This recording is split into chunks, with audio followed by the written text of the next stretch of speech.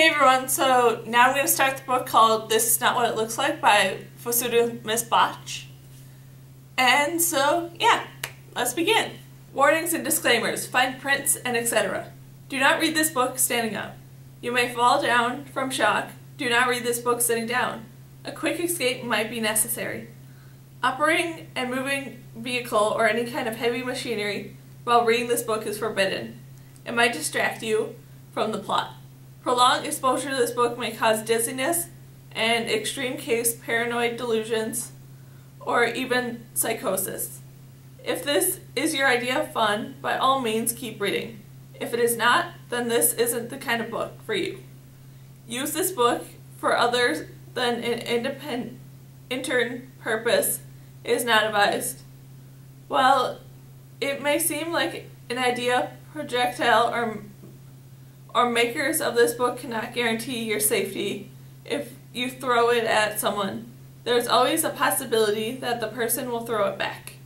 You should read this book if your cover has been tampered with or removed. If you suspect that this book has been deliberately altered by your enemies, you should report it to the makers of this book. However, this probably think you are crazy. Under no circumstances should you consult a doctor. He will definitely think you're crazy. The content of this book may appear to have shifted over time. Do not be alarmed. This is a natural occurrence that affects all books and does not necessarily mean that your book has rewritten itself. Then again, it might have. Remember, nothing in this book is what it looks like. Pseudo-manifesto. Number 1. Truth is only stranger than fiction. If you're a stranger to truth, which means you're either a liar or you're fictional. Number 2. A realistic story is a story lacking in imagination.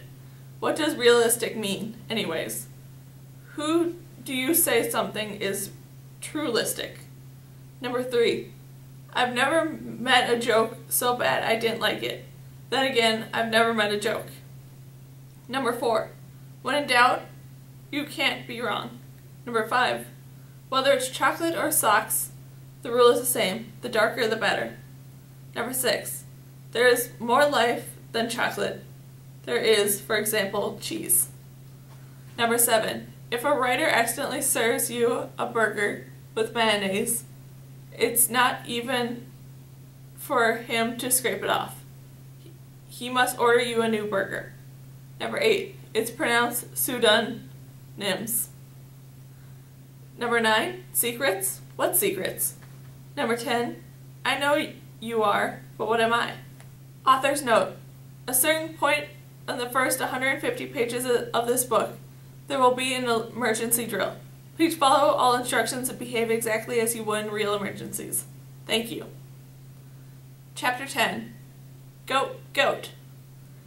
As you will discover, I have numbered this in several other chapters negatively, so to speak at last I cannot tell you without giving away too much. But if you have studied integers, you may well be able to guess.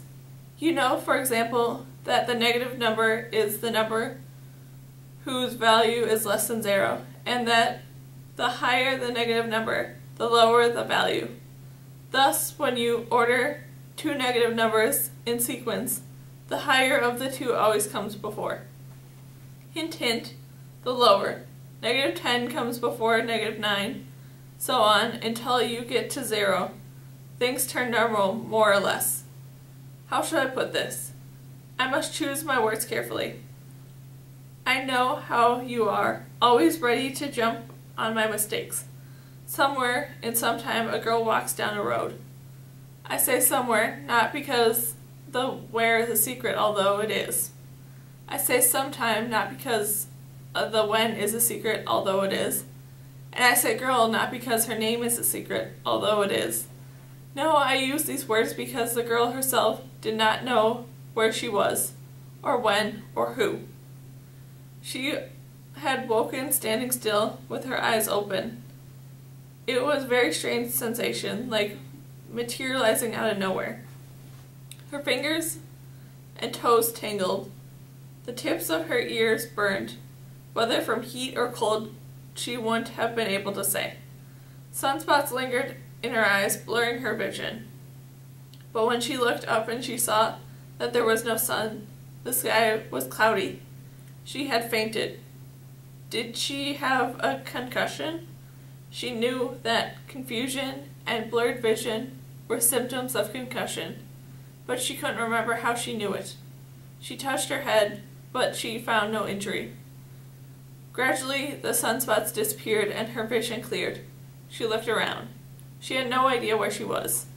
She seemed to be in a countryside, but what country wasn't immediately apparent. There were fields on either side of her, but they were dry and empty. Trees dotted the landscape, but in no obvious pattern. There was no signs of life. A systemic, she told herself. If you retract your steps, you'll figure out where you are.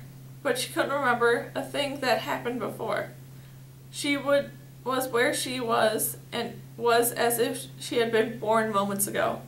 Who am I? The realization that she didn't know her own name came over her belittledly, like a chill you don't notice until you see yourself breathing cloudily in the air. She felt uneasy, but not exactly frightened.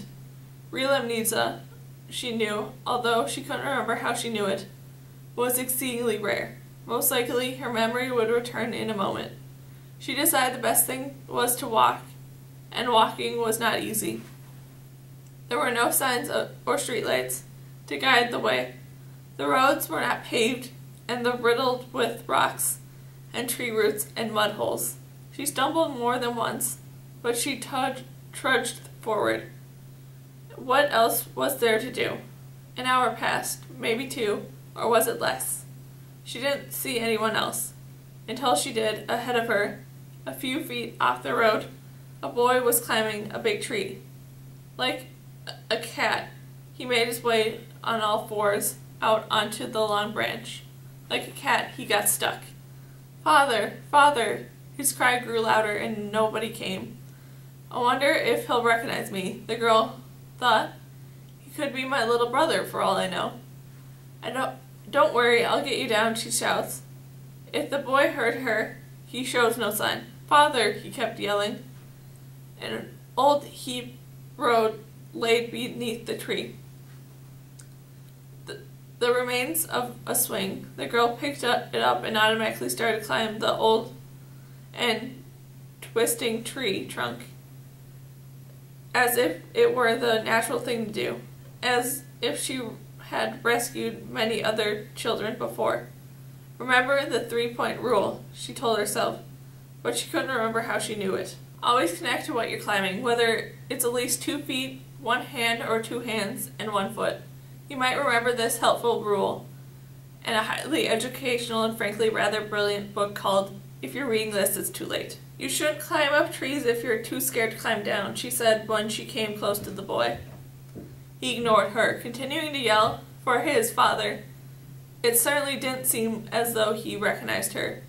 "Are you deaf? I'm trying to help you." The boy's shirt, a little more than a rag, had caught on a branch. As soon as the girl startled to untangle him, the boy jumped in fright and almost fell out of the tree. She gripped him tight. "Careful," he screamed. "Goat, goat." At least that's what it sounded like. "Calm down. You're okay." She gave him a pat of reassurance, but his cries only grew louder and more hysterical. "I'll get you down, no problem." Expertly, she tied the rope to the tree and the brunette hit notch. She remembered the knot was called, and she didn't remember how she knew the name. She tugged on the boy's shirt collar. He clung to the tree branch, refusing to move.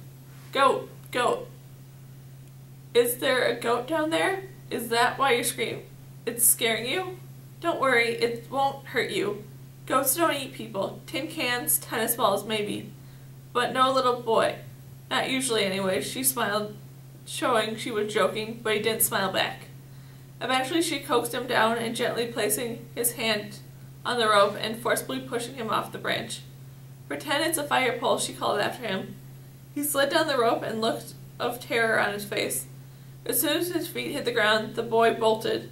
"You're welcome," said the girl under her breath. In the distance, a man, presumably the boy's father, waited. He wore a palmed hat, dark vest, and big, billowing sleeves. He looked like a musketeer. "He must be an actor," thought the girl. "Maybe that's their theater nearby." The boy was still crying about the goat as he jumped into his father's arms. The girl waved, but the man didn't acknowledge her. "Gee, people are really friendly around here," the girl thought. Shaking her head, she returned to the road and stepping right into a puddle. She grunted in annoyance. As she shook the water off her foot, she looked curiously at the puddle. The muddy water reflected blue sky and silvery clouds and a flock of birds passing by. But there was no reflection. She couldn't not see her. Not her own self. Not a goat, she thought. Ghost.